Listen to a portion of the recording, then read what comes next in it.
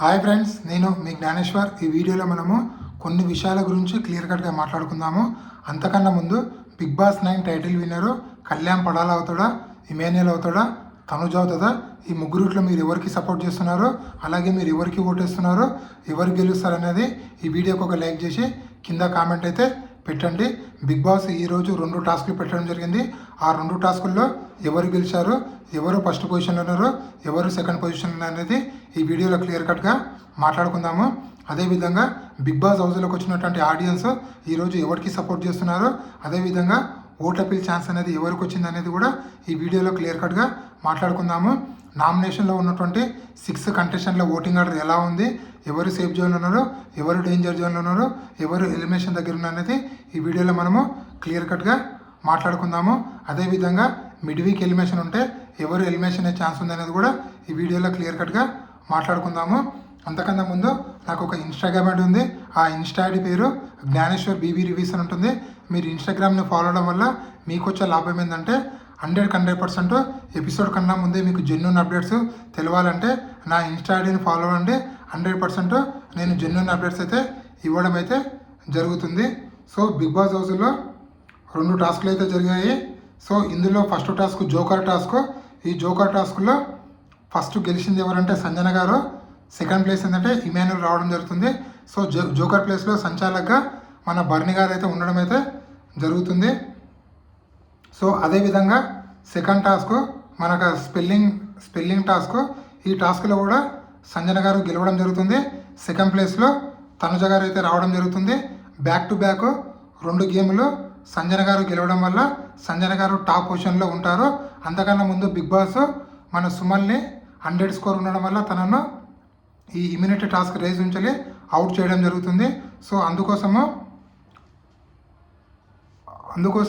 తన దగ్గర ఉన్నటువంటి మార్క్స్ని అంటే స్కోర్ని ఎవరికన్నా ఇవ్వాలని చెప్తారు.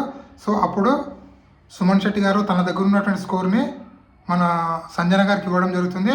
అదేవిధంగా బ్యాక్ టు బ్యాక్ 2 గేములు గెలవడం వల్ల సంజన గారు టాప్ పొజిషన్కి అయితే రావడం అయితే జరుగుతుంది. సో సంజన గారు టాప్ పొజిషన్లో రావడం వల్ల తనకు ఓట్ అపీల్ ఛాన్స్ అయితే రావడం జరుగుతుంది. బిగ్ బాస్ హౌస్లోకి వచ్చినటువంటి ఆడియన్స్ ఓట్ అపీల్ చేసిన తర్వాత సంజన గారిని క్వశ్చన్లు అయితే అడగడం అయితే జరుగుతుంది. ఇది ఈ రోజుకి జరుగుతున్న అప్డేట్. అదేవిధంగా నామినేషన్లో ఉన్నటువంటి 6 కంటెస్టెంట్ల ఓటింగ్ ఆర్డర్ ఒకసారి పరిశీలిస్తే Tanuja garu first, Tanuja, Emmanuel, demon Pavan, Sanjana, Barni, Suman Shetty.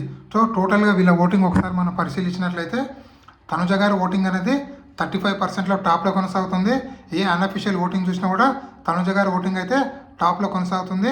అది యూట్యూబ్ చూసినా, ట్విట్టర్ చూసినా, టెలిగ్రామ్ చూసినా, వాట్సాప్ చూసినా, ఎక్కడ చూసినా కూడా తనుజ గారి ఓటింగ్ అనేది 35%లో కొనసాగుతుంది.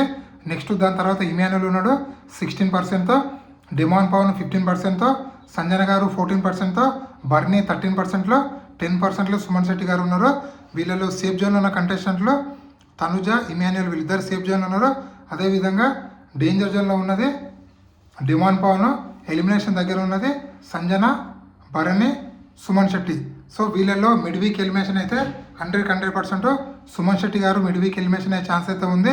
అదేవిధంగా డబుల్ ఎలిమినేషన్ ఉంటే సుమన్ శెట్టి అండ్ సంజన గారు వీళ్ళిద్దరు ఎలిమినేషన్ అయ్యే ఛాన్స్ అయితే ఉంది. నామినేషన్లో ఉన్న 6 కంటెస్టెంట్లో మీరు ఎవరికి సపోర్ట్ చేస్తున్నారో, అలాగే మీరు ఎవరికి ఓటేస్తున్నారో, అదేవిధంగా ఎవరు ఎలిమినేషన్ అయితే బాగుంది అనుకుంటున్నారు అనేది ఈ వీడియోకి ఒక లైక్ చేసి కింద కామెంట్ అయితే పెట్టండి. అదేవిధంగా బిగ్ బాస్ టైటిల్ విన్నరు ఆ ముగ్గురు మధ్యలో ఉందా అంటే 100% ఆ ముగ్గురు మధ్యలో ఉంది.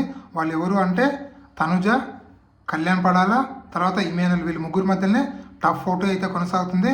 వీళ్ళు ముగ్గురుట్లో ఎవరు గెలిచినా కూడా 100% హిస్టరీ క్రియేట్ చేసిన వాళ్ళే అవుతారు. అది ఎలా అంటే కళ్యాణ్ పడాల గెలిచి ఒక కామన్ మ్యాన్ గెలిచినట్లు, అదేవిధంగా తనుజ గారు గెలిస్తే ఒక లేడీ కంటెస్టెంట్ గెలిచినట్లు, అదేవిధంగా ఇమాన్యుయల్ గెలిస్తే ఒక కమెడియన్ గెలిచినట్లు అవుతుంది. సో ఇక్కడ కళ్యాణ్ పడాల ఎలా కామన్ మ్యాన్ ఆల్రెడీ పల్లవి ప్రశాంత్ కామన్ మ్యాన్ కదా అంటే పల్లవి ప్రశాంత్ కామన్ మ్యాన్ కాదండి. దయచేసి పల్లవి ప్రశాంత్ కామన్ మ్యాన్ అనకండి. ఎందుకంటే పల్లవి ప్రశాంత్ బిగ్ బాస్ హౌస్లోకి రాకన్నా ముందే తనకు ఇన్స్టాగ్రామ్లో 2 లక్షల ఫాలోవర్స్, అదేవిధంగా యూట్యూబ్లో 3 లక్షల సబ్స్క్రైబర్స్ ఉన్నారు. ఆల్రెడీ తను తెలుగు రాష్ట్రాలందరికీ పల్లవి ప్రశాంత్ అనేది సోషల్ మీడియాలో తెలిసిన పర్సన్. బట్ ఇక్కడ కళ్యాణ్ పడాల బిగ్ బాస్ హౌస్కి వచ్చే వరకు అగ్ని పరీక్ష ప్రోగ్రామ్కి వచ్చే వరకు కళ్యాణ్ పడాలని ఎవరికి తెలియదు కాబట్టి 100% కామన్ మ్యాన్ కళ్యాణ్ పడాలా. అదేవిధంగా ఓటీటీ బిందుమాధవి గెలిచింది కదా అంటే ఇది ఓటీటీ సీజన్, డైరెక్ట్ సీజన్ గెలిస్తే ఒక లేడీ కంటెస్టెంట్ డైరెక్ట్ సీజన్ గెలిచినట్లు అవుతుందని చెప్పడం అయితే జరిగింది. ఈ వీడియో నచ్చినట్లయితే లైక్ చేయండి, షేర్ చేయండి, సబ్స్క్రైబ్ చేసుకోండి. నేను మీ జ్ఞానేశ్వర్.